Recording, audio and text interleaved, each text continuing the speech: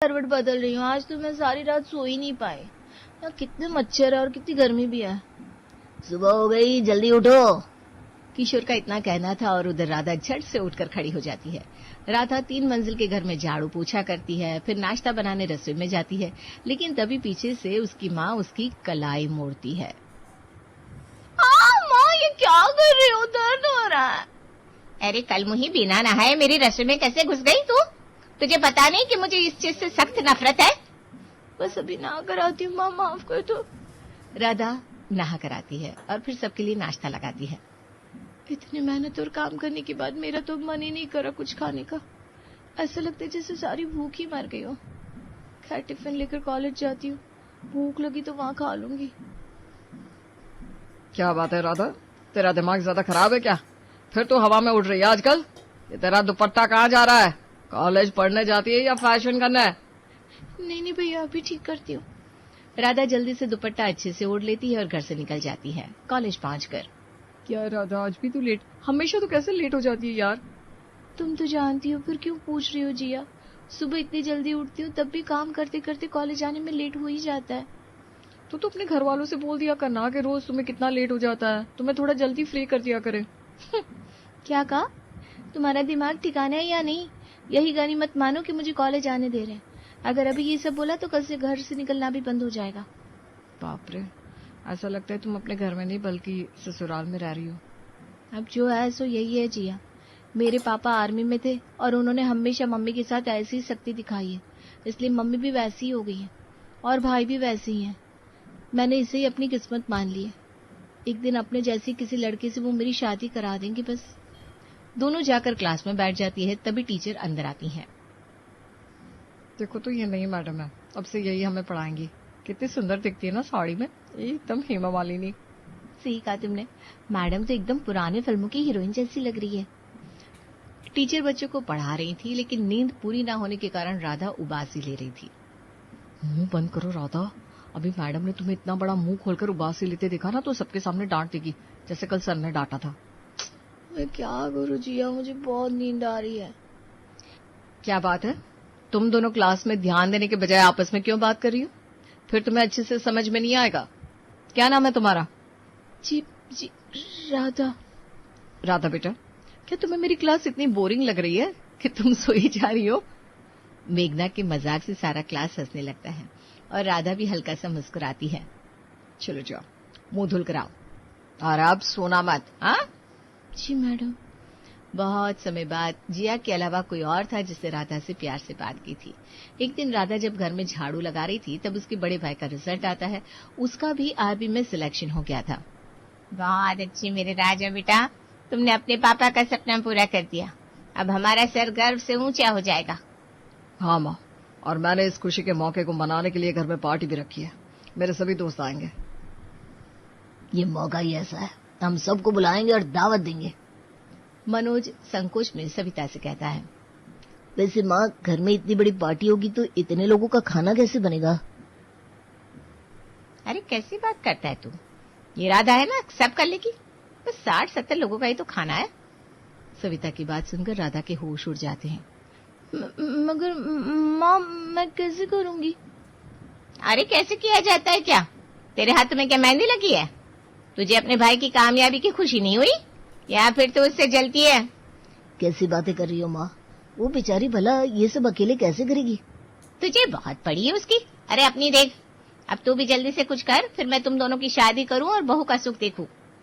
मनोज अपने माता पिता जैसा नहीं था। वो पढ़ने के लिए बड़े शहर गया था और वहीं से उसकी सोच बदली थी, मगर घर में उसकी एक न चलती थी। दावत के दिन राधा सुबह से शाम तक बस कामों में लगी रही। ये कितना सारा मैदा है, इसे मैं कैसे कूद पाऊंगी? ये तो मुझसे हो ही नहीं रहा। अरे गैस बंद करना तो भूल ही गए। राधा भागकर गैस बंद करती है और तभी उसका पैर फिसल जाता है। उसकी आवाज सुनकर सब रसोई में आ गए। अरे क्यों चीख रही है, क्या बात हो गई? मम्मा, मैं गिर गई, मुझे पैर में मोच आ गई। तो हाथ में तो मोच नहीं आई है ना? जल्दी जल्दी काम करो, मेहमान आते ही होंगे। इसके नाटक ना खत्म ही नहीं होते। वहाँ मेहमानों के आने का वक्त हो गया है, सुना नहीं तूने? जरा जल्दी कर। राधा खुद ही हिम्मत करके उठती है और उसी दर्द में सारा खाना बनाती है और रात को बिना खाए ही सो जाती है। अगले कुछ दिन वो कॉलेज भी नहीं जाती। कुछ दिन बाद राधा पैर में गरम पट्टी बांधकर कॉलेज जाती है, लेकिन जैसे ही वो गेट से अंदर जाती है, सामने से एक तेज बाइक आकर रुकती है और राधा हड़बड़ा जाती है।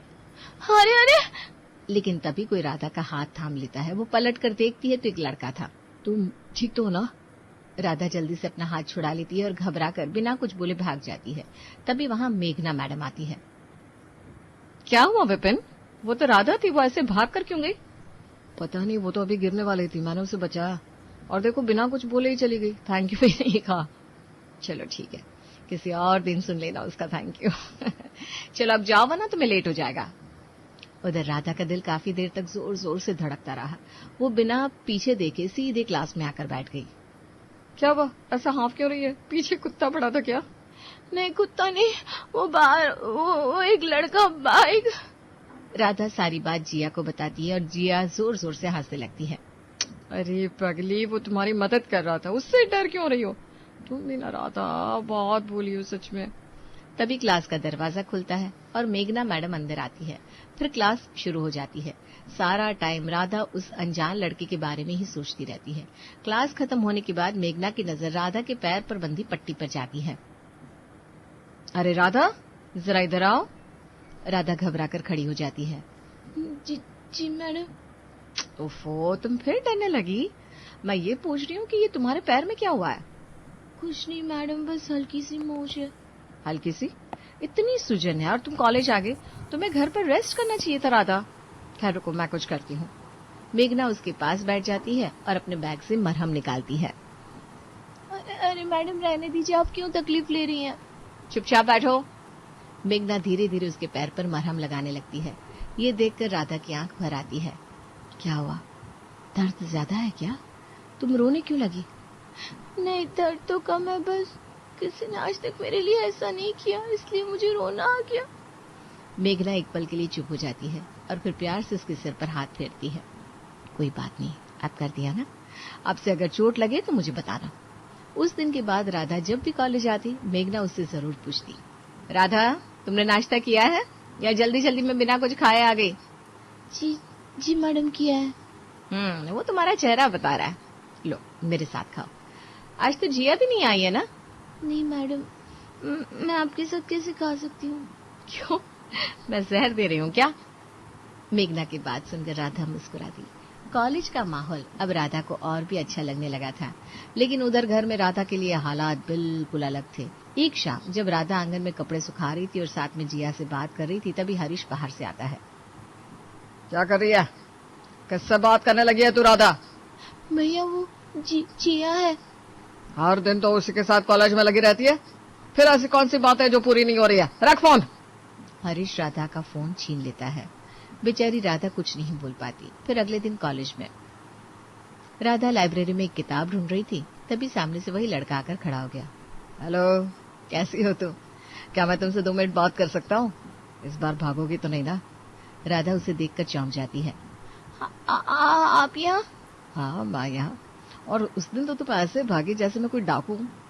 विपिन के मजाक पर राधा हल्का सा हंस देती है। वो मैं डर गई थी। अच्छा, मतलब मैं इतना डरावना हूँ? नहीं वो बात नहीं है। वैसे मेरा नाम विपिन है। अच्छा, मेरा नाम राधा है। पता है। ये सुनकर राधा थोड़ी हैरान हो जाती है। कैसे? आपको किसने बताया मेरा नाम?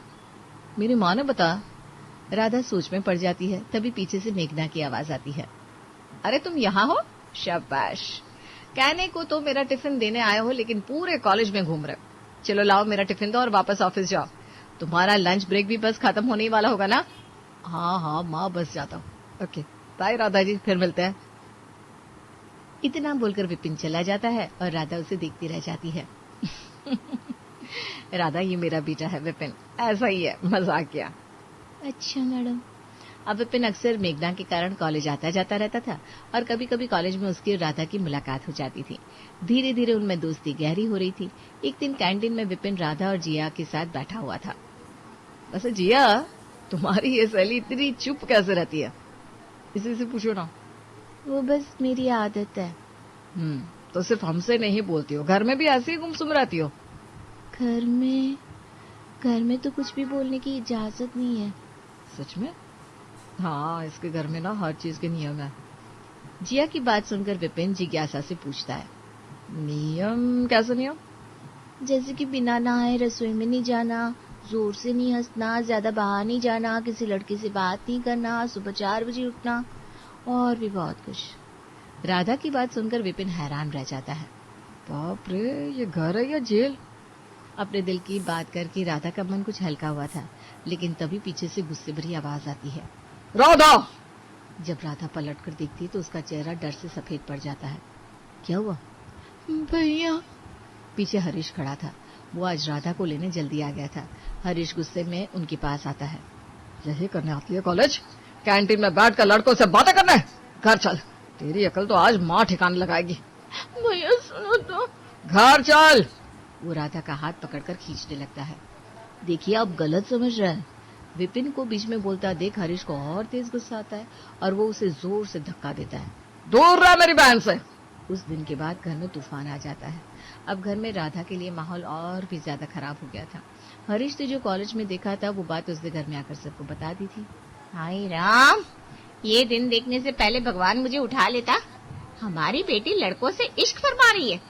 नहीं माँ, ऐसी कोई बात नहीं है, वो बस। चुप, एक शब्द और नहीं। आज के बाद अगर तुझे किसी लड़के के आस पास भी देखा ना, तेरी टांगे तोड़ दूंगा। भैया आप लोग बात को इतना क्यों बढ़ा रहे हैं? दीदी ने कुछ गलत नहीं किया। मनोज, तू बीच में मत बोल। ज्यादा पढ़ लिख कर तुझे भी अकल बहुत आ गई है ना। बस बहुत हुआ, अब ये लड़की कॉलेज नहीं जाएगी। जितनी पढ़ाई करनी थी कर ली इसने, अब इसके हाथ पीले करने की तैयारी करो। ये सुनते ही राधा के पैरों तले जमीन खिसक गई। कॉलेज ही तो उसकी जिंदगी का एक छोटा सा सहारा था। माँ प्लीज मेरी पढ़ाई मत छुड़वाओ, मैं अब किसी से भी बात नहीं करूंगी। हाय हाय हाय, अब देखो इसके नखरे। अरे लड़की जात को आखिर करना क्या है ज्यादा पढ़ लिख कर? बस फैसला हो गया, अगले महीने से इसके लिए लड़का देखना शुरू करेंगे। राधा कुछ नहीं बोल पाई, बस चुपचाप अपने स्टोर रूम में जाकर बैठ गई। उसकी आंखों से आंसू बहते जा रहे थे और उधर कॉलेज में विपिन बहुत परेशान था। राधा के घर वाले उसके लिए लड़का ढूंढ रहे, अब वो कॉलेज नहीं आएगी। ये सब क्या सुन रही हूँ मैं? मैडम, जब मायका ऐसा है तो ससुराल जाकर तो जैसे फांसी की सजाई हो जाएगी उसे। बेटा विपिन, तुम्हें वो पसंद है ना? मुझे भी वो बहुत प्यारी लगती है। कहो तो बात चलाए। हाँ माँ। मेघना राधा के घर पहुंचती है। जी कहिए। नमस्ते बेटा, क्या हम अंदर आ सकते हैं? मैं राधा के कॉलेज में पढ़ाती हूँ। जी आइए ना। जी कहिए मैडम जी, कैसे आना हुआ? दरअसल मैं अपने बेटे का रिश्ता लेकर आई हूँ। मेघना की बात सुनकर सब चौंक जाते हैं। रिश्ता? जी, मेरे बेटे का रिश्ता। हमें दहेज नहीं चाहिए, हमें सिर्फ एक अच्छी लड़की चाहिए जो राधा है। बस ये सुनते ही सविता और किशोर के चेहरे खिल उठते हैं। अरे मैडम जी, अगर आपको हमारी बेटी पसंद है तो हमें क्या आपत्ति होगी? दरवाजे के पीछे खड़ी राधा सब सुन रही थी। उसे अपने कानों पर यकीन नहीं हो रहा था। उसके माँ बाप को तो बस उससे पीछा छुड़ाना था और वो भी बिना दहेज के। इसलिए कुछ ही दिनों में राधा और विपिन की शादी साधारण तरीके से हो जाती है। राधा अपना मायका छोड़ते वक्त एक बार भी नहीं रोई। आज पहली बार इतने सालों में वो स्टोर रूम में नहीं बल्कि अपने कमरे में अपने बिस्तर पर सोई। लेकिन सालों की आदत के कारण वो सुबह 4 बजे ही उठ गई। अरे राधा कहाँ चली? अभी तो अंधेरा है। इतनी सुबह उठने की बिला क्या जरूरत है? आओ आराम से सो जाओ और अपनी नींद पूरी करो। राधा को अपने कानों पर यकीन नहीं हो रहा था। वो वापस लौट गई और फिर सीधा 9 बजे उठी। उठते ही उसे जोरों की भूख लगी तो वो रसोई में गई। वहाँ पहले से ही मेघना थी। मैडम आप फूट गई? अरे राधा, अब तुम मुझे माँ कहा करो। हाँ मैडम नहीं। और हाँ, मैं उठ भी गई और नाश्ता भी बना दिया मैंने।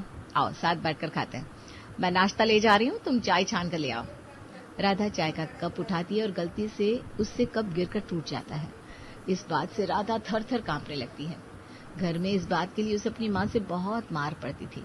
लेकिन मेघना हंसते हुए कहती है, वाह, पिछले हफ्ते इस कप का दूसरा जोड़ा तुम्हारे पतिदेव ने तोड़ दिया था और आज तुमने इसे तोड़ दिया, ये बढ़िया है। अब इसका खेल खत्म। मेघना की बात सुनकर राधा के दिल को ठंडक मिली। उसने मेघना को गले लगा लिया। अरे पगली, इतनी सी बात पर इतना इमोशनल कौन होता है? हाँ अच्छा अब सुनो, तुम्हारी आज पहली रसोई है और मुंह दिखाई भी है। नाश्ता करके तैयार हो जाओ। ठीक है माँ। कुछ देर बाद राधा देखती है कि एक बहुत सुंदर साड़ी उसकी अलमारी में सजी हुई थी। राधा जल्दी से उसे पहन लेती है। सामने विपिन खड़ा उसे निहार रहा था। मैंने इतनी सुंदर साड़ी कभी नहीं पहनी, ये आप मेरे लिए लाए, थैंक यू। अरे पगली, ये तो तुम्हारे लिए गिफ्ट है, इसमें थैंक यू कैसा। और अब इस सब की आदत डाल लो, और तुम इतनी सुंदर लग रही हो जिसका जवाब नहीं है। आओ अब चले। राधा बाहर जाती है और इतनी सारी औरतों को देखकर घबरा जाती है। वो अपनी साड़ी का पल्लू दबाने लगती है। मेघना ये देखकर उसका हाथ पकड़ती है। अरे क्यों घबरा रही हो, मैं हूं ना यहाँ, आओ, कुछ नहीं होगा। मेघना राधा को सबसे मिलाती है। ये है मेरी प्यारी बहू रानी, एकदम चांद जैसी है ना। अरे हाँ, एकदम चांद का टुकड़ा, बहुत सुंदर, किसी की नजर ना लगे। चलो इसकी पहली रसोई कराते हैं। अरे नहीं नहीं, ये बच्ची कहाँ इतने सारे लोगों के लिए कुछ बना पाएगी। बेटा तू तो बस कढ़ाई को हाथ लगाकर शगुन करते, बाकी सब मैं देख लूंगी। राधा को अपने कानों पर यकीन नहीं हो रहा था। उसने वैसा ही किया और रात में वो विपिन से कहती है, मुझे तो अभी तक यकीन नहीं हो रहा कि मैं उस नरक से बाहर आ गई हूँ। अब कभी उस अतीत की बात करना भी मत राधा। मैं तुम्हें बस खुश और बहुत खुश देखना चाहता हूँ। Love you. विपिन की बात सुनकर राधा शर्मा जाती है और विपिन उसके हाथ में 2 टिकट रखता है। ये क्या है ये? तुम लाइब्रेरी में अक्सर एक किताब पढ़ती थी राधा, कश्मीर की गलियां। मैंने तभी सोच लिया था कि एक दिन मैं तुम्हें कश्मीर घुमाने ले जाऊंगा। राधा को यकीन नहीं हो रहा था कि उस पर कोई इतना ध्यान दे सकता है। उसकी आंखों में आंसू आ गए और उसने विपिन को गले से लगा लिया। उस दिन राधा ने ठान लिया कि अब वो कभी अपने अतीत को याद नहीं करेगी और अपनी नई जिंदगी में सुकून से जिएगी। गांव के ससुराल में शहर की